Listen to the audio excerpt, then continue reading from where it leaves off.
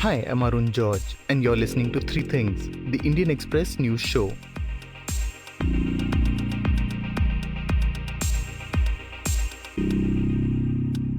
In today's episode, we'll be talking about why an Indian IT major was asked to pay $140 million to a US firm in a long running lawsuit. We'll also be taking a quick look at a charge sheet filed by the National Investigation Agency in the 2019 Pulwama terror attack case. But first, we're looking at the outcome of a dramatic Congress meeting after a report by the Indian Express. Manoj CG broke the story about how 23 senior Congress leaders had signed on a letter to the Congress president seeking what they said were necessary reforms in the party.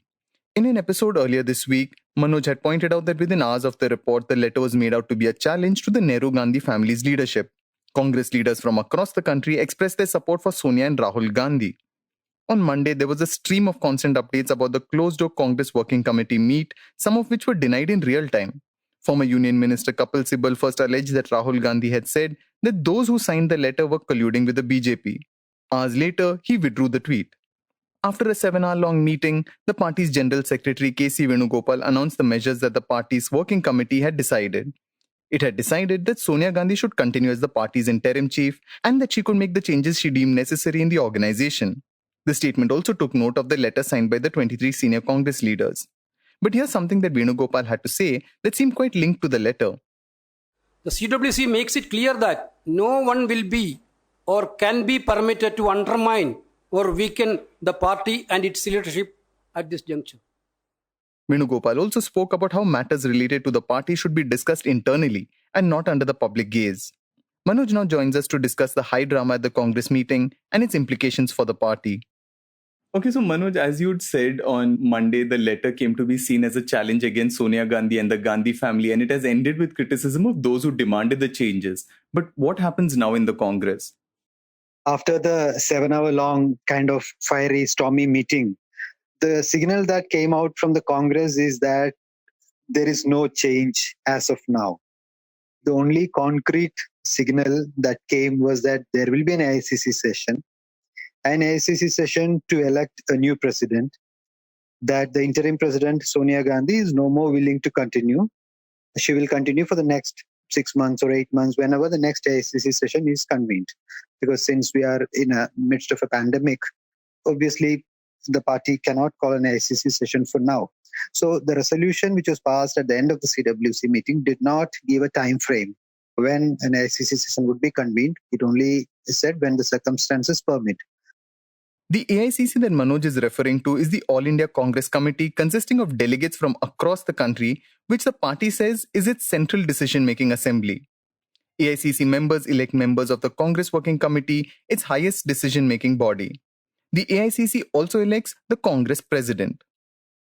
So broadly, it is back to square one in that sense. And the Gandhis continue to enjoy the confidence and the faith of the party leaders, the Congress Working Committee, and they continue. The content of the letter, which was written by these 23 senior leaders, never came up for discussion. Many of the members instead questioned the timing, starting from Mr. Rahul Gandhi himself, and the motive behind the letter, behind writing such a letter, pointing out that these leaders are, big names, they have access and proximity to the Gandhis. Why could not they raise it directly with them? And so on and so forth. So the contents were never discussed, but the CWC meeting turned into, a referendum on the Gandhis, a binary kind of a situation where this question was tacitly raised, whether are you with the Gandhis or not.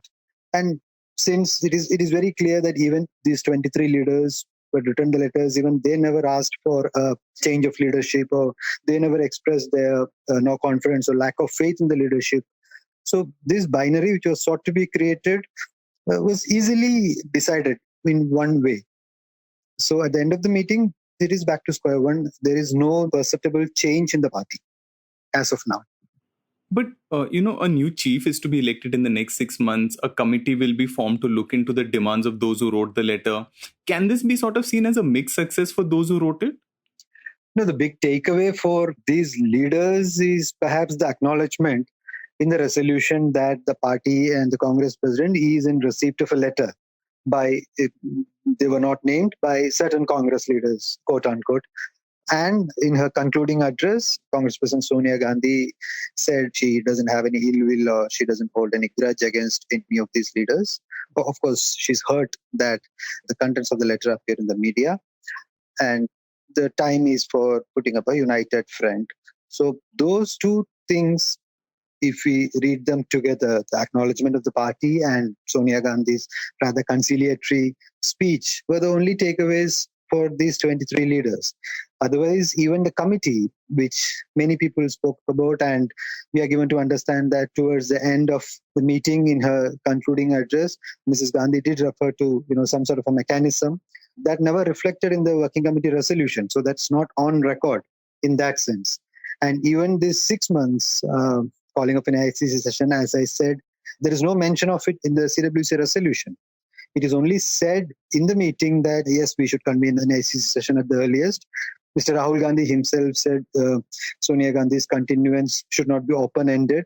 The party had persuaded her to become the president last year, around the same time last year on August 10th. It's been a year, so it should not be open-ended. The ICC session should be convened at the earliest. So on both these counts, whether a mechanism to address the concerns, the issues raised by these leaders, or an ICC session, there is no time frame and no mention of it at all in the CWC resolution. So all these happened behind doors. How the party will move forward, how the leadership will move forward on these aspects, we'll have to wait and watch. So, you earlier pointed out how since Sonia Gandhi's election as the party chief, there's really not been any contest over who would be party chief ever since then. Does this current episode mean there could be any change in that scenario? There may not be any, immediate change in that scenario, because as we had reported, the letter by these 23 leaders, even they did not mention in their letter, they did not express any confidence in the leadership or in the leadership of Sonia Gandhi. They had raised certain issues for bettering the systems, putting in place certain systems, moving into a collective leadership sort of a thing, reconstituting a parliamentary board, have vibrant discussions in the Congress Working Committee. So this question of a change in the leadership, or whether the party or a section of the party wants a non-Gandhi or a change as a president, or installing some other leader as a president, this is a debate which was not part of the letter, which was not raised or demanded by the leaders. This debate was introduced perhaps to thwart a discussion on the letter and make the CWC and set the narrative on this question, on a referendum on the Gandhis. And it was easily a winnable proposition, because nobody in the Congress right now believes that a non-Gandhi should take over as a Congress president. And there is no name at all, even in the minds of these 23 leaders. They did not propose any name. So there is no name. So that debate is a non-starter in that sense. So you said how there was no discussion on this letter at all, and there was even perhaps no desire for it.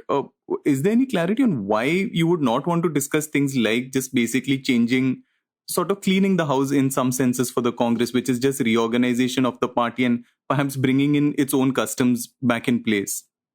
That really surprised many of the Congress leaders, because the CWC, even before the letter was written, there was a perception, there was a murmur that a CWC would be convened around August 10th. Because last year on August 10th, Sonia Gandhi was appointed as the interim president. So one section of the leaders felt it's been a year, her tenure is ending. But technically, there is no tenure for an interim president. Even then, even last year, when she was appointed interim president, it was said that she will continue as interim president till a full-time president is elected. So that situation has not changed. So what was the meaning of this CWC meeting, if not to discuss an important issue raised by a set of important leaders? But that did not came on the agenda at all. There was no crisis in that sense in the party that the CWC had to be convened and reposed faith in the leadership. So that crisis was never there. But it was made into a crisis, and in a show of massive solidarity, a chorus of leaders, both inside the CWC and outside the CWC, talking about reposing their faith, pledging their loyalty to the Gandhis, and the matter ended there. Now, the question of these issues which these leaders have raised, there are many tricky questions in that, like elections to the Congress Working Committee. Because the Congress constitution itself says out of the 23 or 24 members of the CWC, half of them, 12 of them are to be directly elected by the AICC members. But ever since Sonia Gandhi took over as the Congress president in 1998, election to the CWC never happened. All the members are always nominated by the Congress president. So these are tricky issues. And they're also demanding elections at all levels because, the AICC delegates, there are around 10,000 of them. That's the electoral college which elects the Congress president and the working committee. In all states, these AICC delegates are elected on the basis of some consensus. Factions or influential leaders, they work out a consensus, hammer out a consensus, and elect these AICC delegates. So a transparent election in that sense, if it has to happen from the block and district level of the Congress. These are all tricky issues which the party the leadership perhaps wanted to sidestep. So now, Rahul Gandhi said to have played a key role in yesterday's CWC meet and criticized those who wrote the letter for their timing. If he does return as party chief, given the lack of alternatives, what are the challenges he now faces? The biggest challenge will have to be to unite the party, to take all sections of the party together, as we have been discussing, to address some of these issues. If a section of the leaders believe there are issues which is coming in the way of revival of the party, and these are issues which are contributing to the steady decline. As a Congress president, if he returns, he will have to address some of these, talk to these leaders, take them into confidence. It's a larger sense of unity and purpose which he will have to forge. Only then the party in that sense can be united. There's a difference between Sonia Gandhi and Rahul Gandhi in that sense. In the last 20 years or so, ever since Sonia Gandhi had taken over as the Congress president since 1998, many of the leaders have left the party at various points of time, but the initial stages when Mr. Sharad Pawar, Tariq Anwar and P.A. Sangma, they had raised a banner of revolt against Sonia Gandhi. After that, at various points of time, many leaders have left the party, but not one leader had said anything against Sonia Gandhi's leadership style or the way the party is being run by her. But in the case of Rahul Gandhi, we have seen many leaders who have left the party directly attacking him, questioning his style, complaining that there was no access given to them to raise their points of view or concerns. So this issue, it's in the back of the mind of many leaders, many Congress leaders. So in that sense, Rahul will have to perhaps change his style of functioning, to unite the party. Also, finally, at the end of all this, you've been speaking to these leaders who've written the letter and all. What is their sentiment about how this has all panned out? Of course, they wanted a discussion on the contents of the letter, but they knew that it may not happen. So their best bet is that they have red flagged certain issues which a large section of the Congress party believe, not these particular issues, but there's a sense among a large section of the Congress party that there cannot be a business as usual attitude. Something should be done to revive the party. Many leaders have many ideas, different ideas. So these leaders in that sense have, for the first time, put on the table a set of ideas and forced the party to acknowledge that. Whether there was a discussion or not is a different issue, but force the party to acknowledge that. But at the end of the day, the entire CWC, the entire party is standing solidly behind Sonia Gandhi and the Gandhis. So these leaders will have to make a tactical retreat. For them, the best case scenario was, as I said earlier, their letter was acknowledged and Sonia Gandhi has given an assurance that let's move ahead. I don't have any ill will against any of you. So now, in that sense, there will be a tactical retreat for them and they will wait and watch how the leadership responds in the coming days to the issues that they have raised. Before we get to the next segment, I just wanted your quick attention. One of the big reasons people say that they like this show is because it helps them understand the news better. It provides them with the context they need to see the bigger picture. And there's perhaps no other place that does this better than the Indian Express's explained section.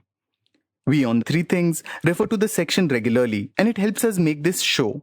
If you're a regular reader of the newspaper, you know how useful the explained section can be, especially when you're looking for in-depth analysis by the right experts. You can log into indianexpress.com/explained and access their coverage 24/7. Explained by the Indian Express, where news that matters is explained by experts who know the subject. Now, back to the show. On the 21st of August, a US court told the Indian IT major Tata Consultancy Services, or TCS, to pay $140 million as compensatory damages to a US firm. The court's order came in connection with an intellectual property lawsuit that had been filed by the US firm. US firm Epic Systems had taken TCS to court in 2014, and this was the latest development in a long-running court battle. The Indian Express's Ashish Aryan, who wrote about the court battle, joins us now to talk about the long-running lawsuit and what it means for the Indian IT company. So, Ashish, could you start by explaining the current case against the TCS and why are they paying $140 million to a US company? So, Arun, if we look, this is a case which is about 6 years old. So, in 2014, TCS and its subsidiary, the Tata American National Corporation, they were hired by a US company which is called Epic Systems Corporation.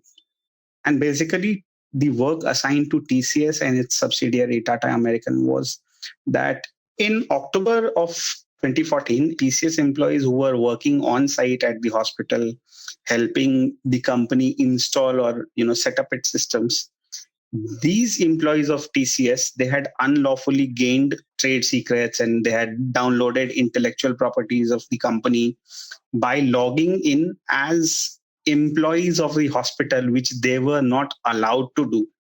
Now, based on this information, again, Epic said that TCS built another software which was an exact ripoff of the software that its employees were working on. And therefore, a lawsuit was warranted. So they filed a lawsuit, which Wisconsin jury found TCS guilty of ripping off the software. And they ordered $240 million in compensatory damages to Epic. I mean, just because TCS, copied the entire software. So $240 million were in compensatory damages. Then another $700 million were awarded in punitive damages. So these punitive damages are calculated on the basis of whatever harm it could have caused the company, since Epic Systems alleged that the other software was a ripoff. So whatever assumed damages that could have been done, those were also, awarded against TCS. But, when TCS appealed against the judgment in a higher court of appeals, the costs were brought down from $940 million in total to $420 million, which included the $140 million in compensatory damages and about $280 million in punitive damages. So on the last Friday, again, a higher court, which is a US Court of Appeals in Chicago, it upheld the compensatory damages of $140 million, but then it asked the lower court to reconsider the punitive damages, which were up to $80 million, which were imposed on TCS, which is, in a way, the courts essentially said that while we agree that, you have copied the software which belonged to Epic Systems, but the damages could not have been as big as they were assessed by the jury. So we will cut down on the punitive damages, but you will still have to pay compensatory damages to Epic Systems. So just a doubt, did TCS pull back that software or does it still have the right to sell it? Or so until unless a court does not put a hard stop on that software being sold, TCS can still, sell that software and make money of that software. And because it claims, and the company has always claimed that it has all the documents to prove that the software that they made was an original one and it had no relation whatsoever to the software that TCS employees were working on and the software that belonged to Epic Systems. So now does TCS get to appeal this verdict that's come from the US court, or is this a sort of final one? And what has the company said about this? So, of course, TCS can appeal this in a higher court in the US. And they have always maintained since 2014, they have maintained that they have done no wrong. And the case which has been filed by Epic Systems does not have any concrete proof to establish that the software that Epic had and the software that TCS has are in any way correlated. So TCS has maintained this, and even on Friday, when the US Court of Appeals said that you have to pay $140 million in compensatory damages, TCS said that they will appeal it, and they believe that they have done nothing wrong, and they will, of course, in due course of time, they hope to get justice, is what their statement is. Ashish also says that while TCS can appeal against the verdict, it could affect future business in the US if it runs out of appeals and is still held guilty.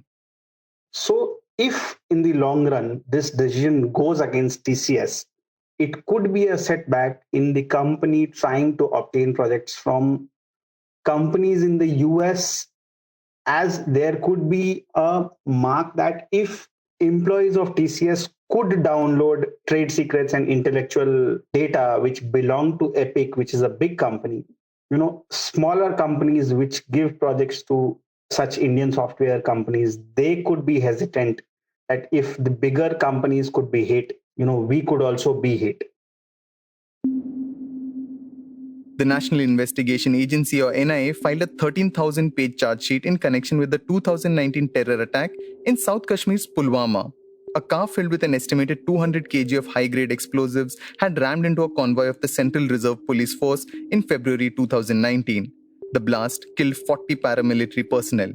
In response to the Pulwama attack, the Indian Air Force carried out an airstrike on Pakistan's Balakot 12 days later, in which it targeted a training camp of the Jaish-e-Mohammed. In its charge sheet, the NIA has accused 19 people of being involved in carrying out the blast, and one of them is Pakistan-based chief of terror group Jaish-e-Mohammed, Masood Azhar. Of the accused, 7 persons have been arrested, 6 have been killed, and 6, including Masood Azhar, are absconding. Those arrested are said to have provided shelter and shot the last video of the suicide bomber involved in the attack. In its charge sheet, the NIA has said how the vehicle to carry out the attack was obtained, how it was rigged with explosives, and how the attack was carried out. The NIA also claimed its probe had revealed that the Jaish-e-Mohammed leadership were continuously giving directions and guidance to the Pakistani JEM terrorists who had infiltrated into India both before and after the attack. The NIA also claimed that its probe had revealed that the Jaish-e-Mohammed leadership were continuously giving directions and guidance to the Pakistani terrorists who had infiltrated into India both before and after the attack. The investigation agency also says that the terror group had planned to carry out another suicide attack, which was averted due to the Balakot airstrikes and the killing of one of the main conspirators by security forces. The NIA says that due to international pressure, Pakistan lay low following the attack. You were listening to The Three Things by The Indian Express. Today's show was written and produced by me, Arun George, and as always, was edited and mixed by our producer, Joshua Thomas. Before we go, here's another reminder to check out Indian Express's Explained page. You can log on to indianexpress.com/explained and find in-depth analysis by the right experts. It has everything you need to know to understand the news better and see the bigger picture. If you like the show, then do subscribe to us wherever you get your podcasts. You can also recommend the show to someone you think will like it. Share it with a friend or someone in your family. It's the best way for people to get to know about us. You can also tweet us at Express Audio and write to us at podcast@indianexpress.com.